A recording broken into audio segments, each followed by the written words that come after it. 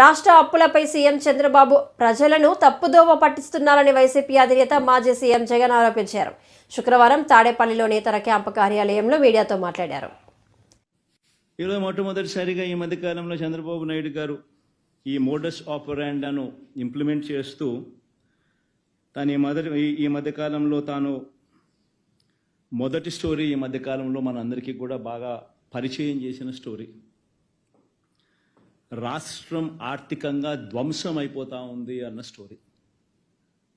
అందుకనే నేను regular budget కూడా ప్రవేశపెట్టలేకపోతా ఉన్నాను. రాష్ట్రం ఆర్థికంగా ధ్వంసం అయిపోయిన పరిస్థితిలో ఉంది అని కూడా చెప్పుకొచ్చే కార్యక్రమం జరుగుతూ ఉంది.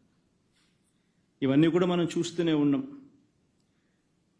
ఈ మాదిరిగా నిజంగా రాష్ట్రం ఆర్థికంగా ధ్వంసం నిజంగానే అయిపోతా ఉందా, అయ్యిందా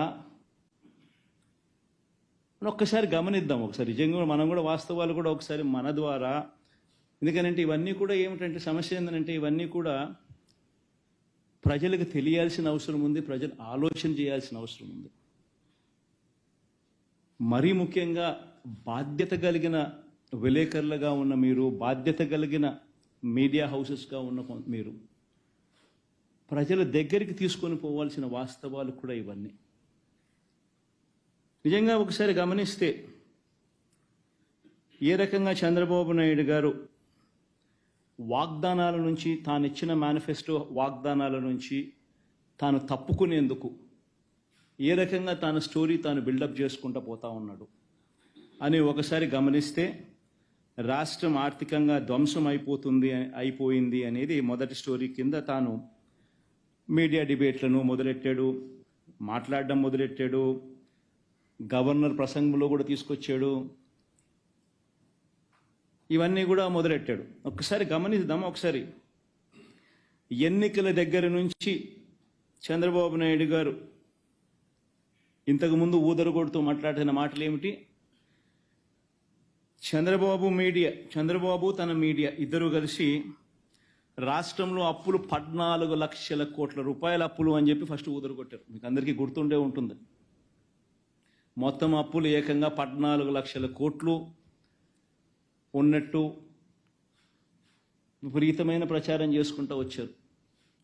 మొట్టమొదటగా ఒకవైపున 14 లక్షల కోట్ల అప్పులు ఉన్నాయని ఒకవైపున చెప్పుకుంటూనే, మరోవైపున సూపర్ 6 అన్నారు, సూపర్ 7 అన్నారు, సూపర్ 10 అన్నారు. అవన్నీ మళ్ళీ సపరేట్గా వాటికి సంబంధించిన ప్రచారం మళ్ళీ సపరేట్గా ఇచ్చుకుంటూ వచ్చారు.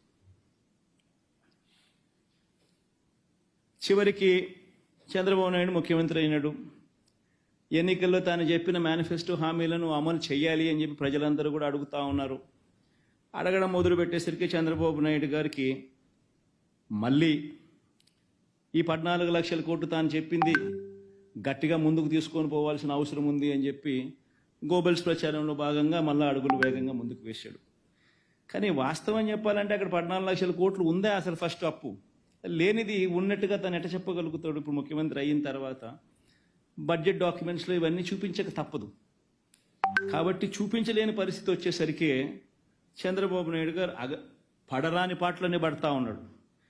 ఇప్పటికే అధికారులను 2 సార్లు రివ్యూ అన్నాడు, అధికారులను ట్రాన్స్ఫర్లు అన్నాడు, రివ్యూ మీటింగ్స్ అన్నాడు, రకరకాల పద్ధతుల్లో చేసుకుంటూ వచ్చి చివరికి గవర్నర్ గారి ప్రసంగానికి వచ్చేసరికి 14 లక్షల కోట్లు కాస్త 10 లక్షలకు తగ్గించాడు. పోనీ ఆ 10 లక్షల కోట్లైనా కూడా పోనీ గవర్నర్ గారితో అయ్యైనా నిజాలు చెప్పించాడంటే అది లేదు. ఒకసారి నిజంగా రాష్ట్రంలో అప్పుల పరిస్థితి ఏమిటి అని చెప్పి ఒక్కసారి గమనిద్దాం. నేను చెప్పే డాక్యుమెంట్స్ అన్నీ కూడా ఆర్బీఐ, ఖాగ్, స్టేట్ బడ్జెట్ డాక్యుమెంట్స్. ఇవన్నీ చంద్రబాబు నాయుడు అనే వ్యక్తి గవర్నర్ గారితో కూడా అబద్ధాలు చెప్పించాడు. వైట్ పేపర్స్తో మరీ దారుణమైన అబద్ధాలు ఆడుతూ ఉన్నాడు. బడ్జెట్ అనేది రెగ్యులర్గా ప్రవేశపెడితే రెగ్యులర్ బడ్జెట్లో వాల్యూమ్ 5 అండ్ వాల్యూమ్ 6లో ఇవన్నీ కూడా మెన్షన్ చేయక తప్పదు అని తెలిసి రెగ్యులర్ బడ్జెట్ కూడా ప్రవేశపెట్టుకోకుండా దాన్ని కూడా దాటేసే కార్యక్రమం జరుగుతూ ఉంది. చంద్రబాబు నాయుడు గారు ఎప్పుడు కూడా ఆయన ఏ రోజైనా కూడా ఆయనకు ఒక మోడస్ ఆపరాండా ఉంటుంది. ఆ మోడస్ ఆపరాండా అనేది ఏంటంటే వంచనకు తోడు ఒక గోబెల్స్ సిద్ధాంతం. గోబెల్స్ ప్రచారం. తాను ఒక మనిషిని అప్రదిష్ట పాలు చేయాలనుకున్నా, తాను చెప్పిన మాటలన్నీ కూడా తాను తప్పాలనుకున్నా, ఒక మోడస్ ఆపరాండా అనేది తాను ఎప్పుడు కూడా ఫాలో అయ్యే కార్యక్రమం. ఆ మోడస్ ఆపరాండా ప్రకారం ముందుగానే తాను ఒక కథను సిద్ధం చేస్తాడు. ఆ కథను తాను చెబుతాడు. తన ఈనాడు, తన ఆంధ్రజ్యోతి, తన TV5 తనకు సంబంధించిన ఈ మీడియా సామ్రాజ్యాన్ని ఉపయోగించుకొని ఆ కథను ముమ్మరంగా ప్రచారం చేస్తారు. వరుసగా ఆ కథనాలే వచ్చేట్టుగా చేస్తారు. దాని మీద డిబేట్లు కూడా పెడతారు. మంత్రుల నుంచి కింద స్థాయి వరకు కూడా అయ్యే మాటలే మాట్లాడిస్తారు. మాట్లాడించిన తర్వాత ఆ డిబేట్లలో ఉన్న ఒపీనియన్స్ ఇచ్చే వాళ్ళందరూ కూడా